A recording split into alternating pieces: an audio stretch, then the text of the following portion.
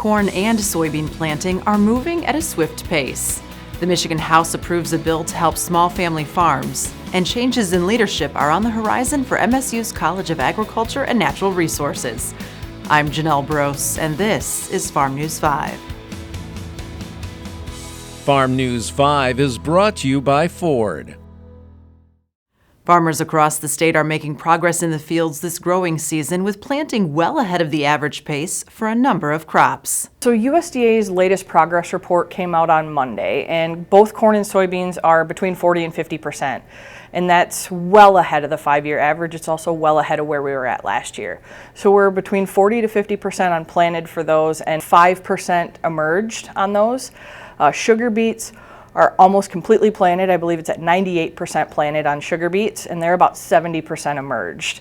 And then when we look at where we're at with wheat progress, we're talking anywhere from like Feeks 6 to 8 is kind of where we're at the statewide. So it's still in that jointing stage, but that's also when we reach jointing is well ahead of the 5-year average for that as well.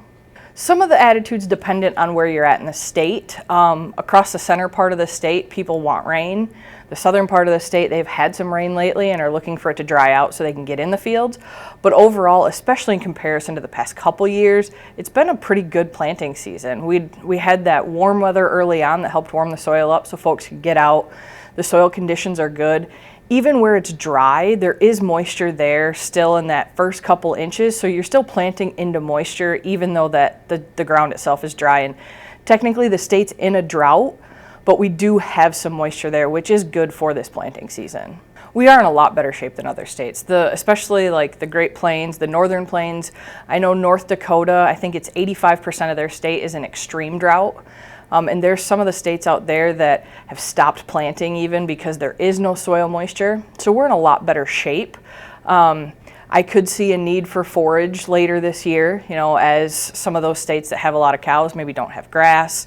Some of those states that, maybe plant some of the same crops as us. There's some wheat that's spring wheat not getting planted because of the drought. So all those things could come into play later this year.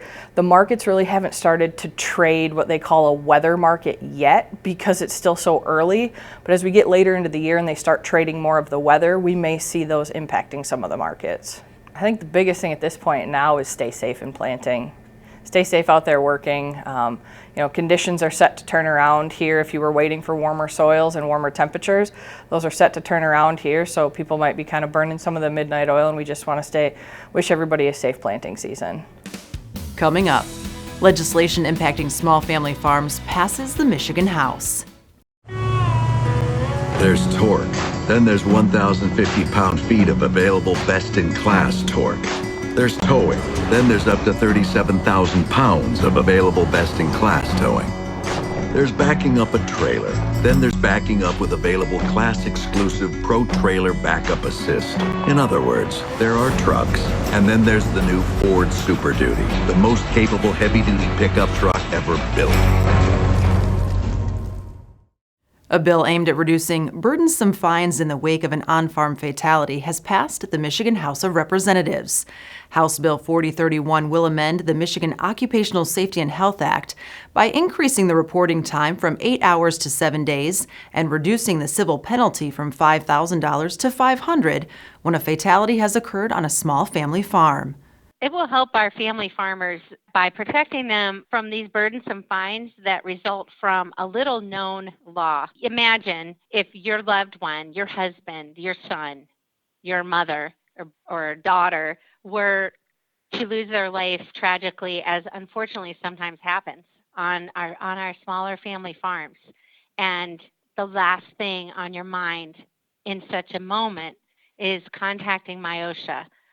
And to only have 8 hours to do so in the midst of that kind of trauma is heartbreaking, really. It's insensitive, and it is unfair, and it isn't applicable in these family farming operations. Up next, a Michigan-based biofuel company is poised to buy millions of dollars of corn. At Farm Bureau Insurance, the experience you get with our local trusted advisors is different. From financial security to a helping hand, Farm Bureau understands the experience matters. Find an agent who can protect what matters to you. A Lake Odessa Biofuels company is one of a handful of companies to receive grants from the Michigan Commission of Agriculture and Rural Development. Carbon Green Bioenergy is getting $85,000 to put towards a nearly $9 million project to diversify the grades of alcohol it produces. Right now, Carbon Green Bioenergy sources corn from more than 600 Michigan farms. Once the project is complete, they'll be purchasing an additional $11 million worth of corn from Michigan farms to produce low-carbon ethanol for automobile, industrial, beverage, and other uses.